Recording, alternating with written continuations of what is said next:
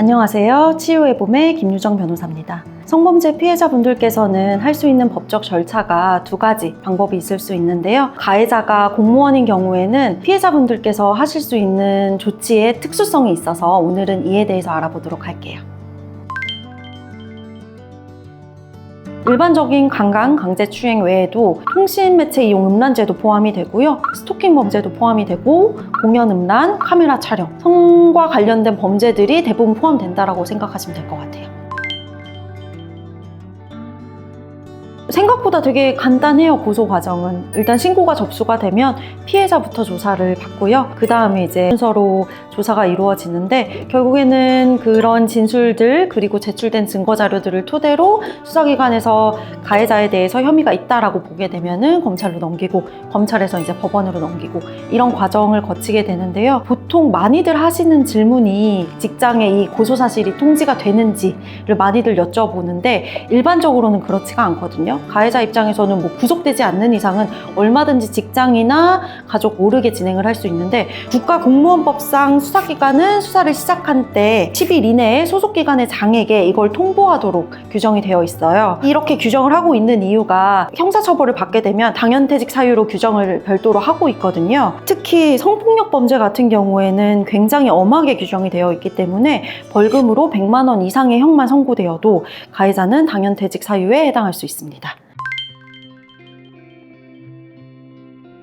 합의 과정은 똑같은데 아무래도 벌금 100만 원 이상의 형을 선고받게 되면 당연퇴직 사유로 규정이 되어 있기 때문에 어떻게든 합의를 하려고 하거든요. 특히나 고소 전 합의 그리고 고소 이후의 합의로 규정을 할 수가 있는데 대부분의 성범죄 같은 경우에는 벌금 100만 원 이상이 선고되기 때문에 신고가 들어간다 그러면 가해자 입장에서는 나 처벌받고 그리고 나는 이제 더 이상 공무원직을 유지할 수 없겠구나 이렇게 인식을 하기 때문에 가급적이면 어떻게든 피해자랑 합의를 하려고 해요. 그래서 고소 전 합의가 피해자 입장에서는 이제 피해 회복으로서 합의금을 많이 받고 싶다라고 하면 고소 전 합의가 더 유리할 수 있을 것 같아요.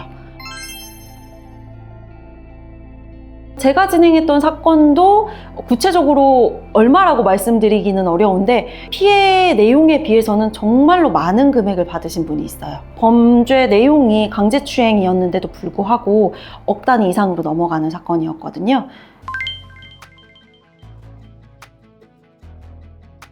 합의의 가장 큰 장점이 합의 조건은 피해자나 가해자나 합의하에 어떠한 내용도 들어갈 수 있다는 게 합의의 가장 큰 장점이거든요. 저 같은 경우에는 가장 많이 넣는 합의 조건이 뭐냐면 첫 번째로는 자필 사과문, 그리고 두 번째로는 향후 접근이라든지 연락하지 않는 것, 세 번째로는 그 피해 사실에 대해서 외부에 발설하지 않는 것, 이런 것들이 다 들어갈 수 있고 특히 카메라 촬영 범죄 같은 경우에는 유포에 대한 두려움이 굉장히 크신데 결국에는 신고하지 않게 되면 압수수색 같은 게 이루어지지가 않아서 결국에는 가해자가 계속해서 내 영상을 혹은 촬영물을 보관하고 있는 게 아닐까, 향후 유포를 하게 되면 어떡하지, 이런 걱정들을 많이 하시는데 그 경우에는 가해자의 휴대전화를 교부받는다든지 사설 포렌식 업체를 통해서 혹시라도 유포가 됐는지 다른 영상은 없는지 확인을 할 수가 있고요. 클라우드 계정이라든지 이런 것들도 확인을 해보는 과정을 거칠 수가 있어요.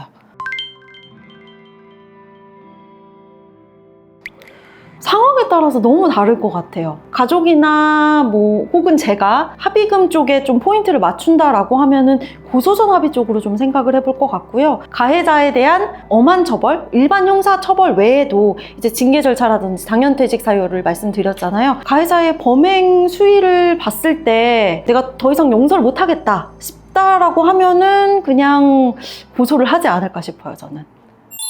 오늘은 공무원인 가해자로부터 성범죄 피해를 받으신 분들 같은 경우에는 다른 분들에 비해서 조금은 더 유리한 상황에 있다는 점에 대해서 좀 알아보았는데요. 성범죄 피해를 받으신 분들께서는 꼭 그 권리를 되찾았으면 좋겠습니다. 지금까지 치유의 봄의 김유정 변호사였습니다.